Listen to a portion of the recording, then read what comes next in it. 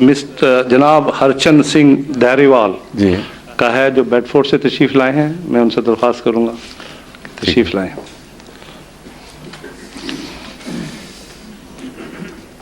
یہ asset African سکھ ہیں یا براہ راست پنجاب سے تشریف لائے ہیں؟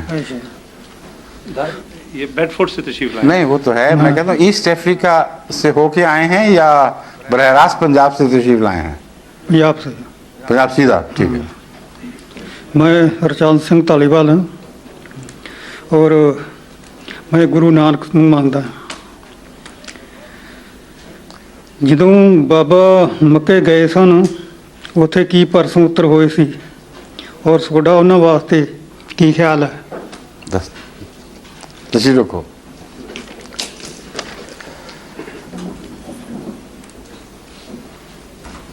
بابا صاحب کے متعلق دو گواہیاں ملتی ہیں.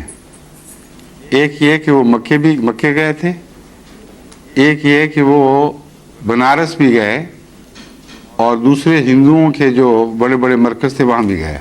ٹھیک ہے نا یہ بات؟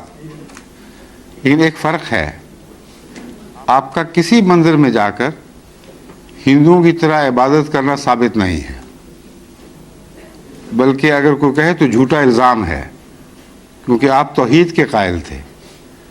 مگر مکے جا کر نمازیں پڑھنا اور حج کرنا آپ کا ثابت ہے. ٹھیک ہے نا بات؟ اس سے پتہ چلا کہ مکہ جانا اور بات ہے اور تیرتھ کی زیارت کرنا اور بات ہے. وہاں پیغام توحید دینے گئے تھے، اور مکے میں جا کر آپ نے جب مسلمانوں والے فرائض سر انجام دیے تو اس سے پتہ چلتا ہے کہ وہ اللہ تعالیٰ کے ایک برگزیدہ ولی مسلمان انسان تھے. ایک بات آپ کی روایتوں میں ایسی داخل ہے جس کی وجہ سے وہ لوگ جو پسند نہیں کرتے کہ گرو بابا نانک کو ایک مسلمان ولی مانا جائے، وہ دلیل کے طور پر پیش کرتے ہیں کہ وہ ولی نہیں تھے بلکہ اپنا مذہب ایک نیا تھا اور مرتبہ تھا. وہ واقعہ یہ بیان کرتے ہیں کہ آپ خانہ کعبہ کی طرف ٹانگیں کر کے بیٹھے ہوئے تھے اور کسی متولی نے آپ کو آ کے روکا اور کہا یہ مناسب نہیں ہے. تو انہوں نے جس طرف ٹانگیں کی، خانہ کعبہ اٹھ کے اس طرف چلا گیا. یہ روایت ہے جو آپ کے لٹریچر میں داخل ہے. اگر اس کو آپ سچا مانیں تو خانہ کعبہ تو خدا کی توحید کا نشان ہے. حضرت گرو بابا نانک کے اوپر بڑا حرف آئے گا پھر کہ اللہ تعالیٰ کی توحید آپ کے پاؤں کے نیچے ہے. یہ یا تو کشفی نظارہ ہے اس کو بتانے کے لیے کہ خانہ کعبہ تو دراصل خدا کا مظہر ہے اور خدا ہر جگہ ہے، اس لیے ٹانگیں جدھر بھی کرو گے وہاں خدا موجود ہوگا. یہ وہ بات ہے جو قرآن کریم نے اسی طرح بیان فرمائی ہے. خانہ کعبہ کے ذکر پہ فرماتا ہے فَأَيْنَمَا تَوَلُّوا فَثَمَّ وَجْهُ اللَّهِ.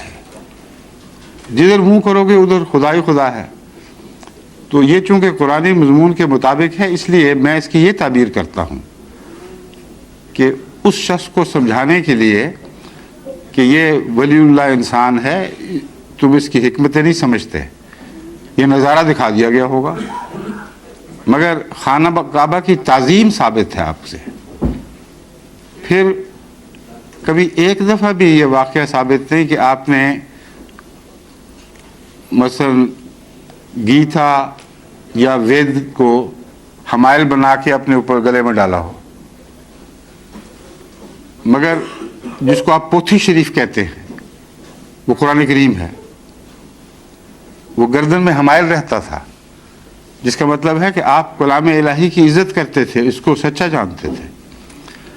پھر آپ کا چولا ہے جو اس پر لا الہ الا اللہ محمد رسول اللہ، سورہ فاتحہ اور تمام قسم کی دعائیں اور قرآنی آیات لکھی ہوئی ہیں. ایک شخص جو کسی مذہب کا منکر ہو اور قول کا سچا ہو اور بہادر ہو، وہ کیا لوگوں کے سامنے جھوٹا دکھاوا کر سکتا ہے؟ مذہب کوئی اور ہو اور دکھائے کچھ اور.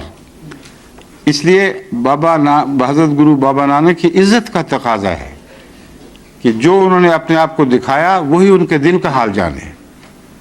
بس ہم تو اس تاریخ سے حوالہ دیں گے جس کے ثبوت زندہ موجود ہیں. چولا بابا نانک آج تک ڈیرہ بابا نانک میں موجود ہے, اس کی زیارت بھی ہوتی ہے. یہاں اس کے جو متولی ہیں انہوں نے اس کی ویڈیو یہاں آ کے دکھائی بھی ہم سب کو.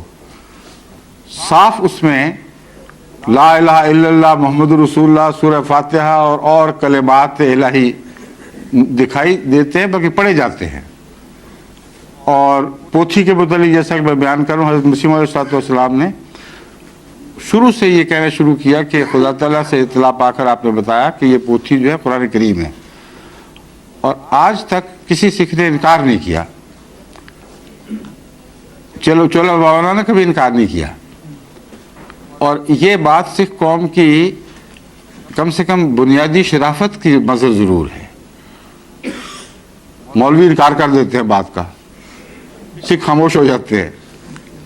وہ دوسرے دلیلوں کے ذریعے ٹالنے کی بات کوشش ضرور کرتے ہیں, مگر جھوٹ نہیں بولتے اس معاملے میں.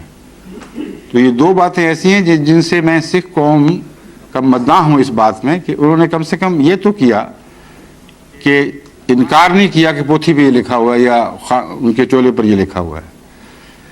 ایک اور بات جو گرو بابا نانک کے متعلق سکھ پیش کرتے ہیں, وہ کہتے ہیں انہوں نے ملا کے خلاف بہت کچھ کہا ہے. جس طرح پنڈت کے خلاف کہا اس طرح ملا کے خلاف بھی کہا. یہ درست ہے, لیکن میں ان سے پوچھتا ہوں کہ جس طرح ویدوں کے خلاف کہا, قرآن کے خلاف بھی کچھ کہا؟ کچھ نہیں کہا. تو یہ سیدھی سادی باتیں ہیں, دو ٹوک. اصل میں حضرت گرو بابا نانک کا مقام یا تو ولی اللہ کا ہے مسلمانوں کے نزدیک, یا ایک ایسے شخص کا ہے جس نے خدا پر جھوٹ بولا ہے.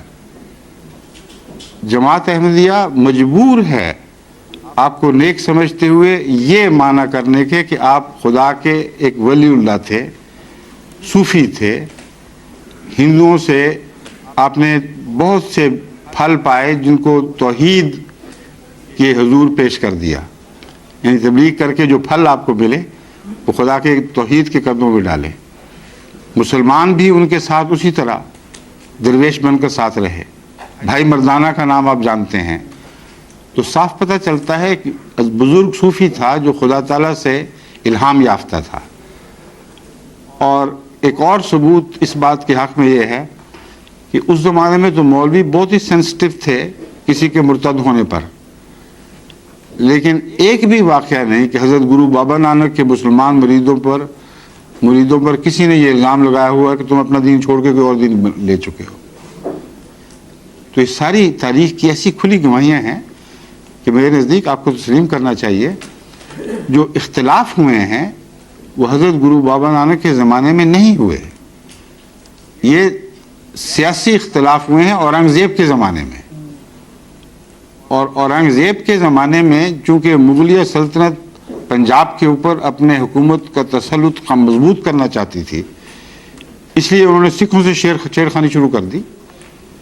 نتیجہ یہ ہوا کہ وہ دور ہٹنے شروع ہو گئے, اور چونکہ حاکم وقت مسلمان تھا اس لیے مسلمان سے الرجک ہو گئے. بس ایک سیاسی جنگ تھی جس نے مذہب کو تبدیل کر دیا. یہ میرا تاثر ہے. شکریہ.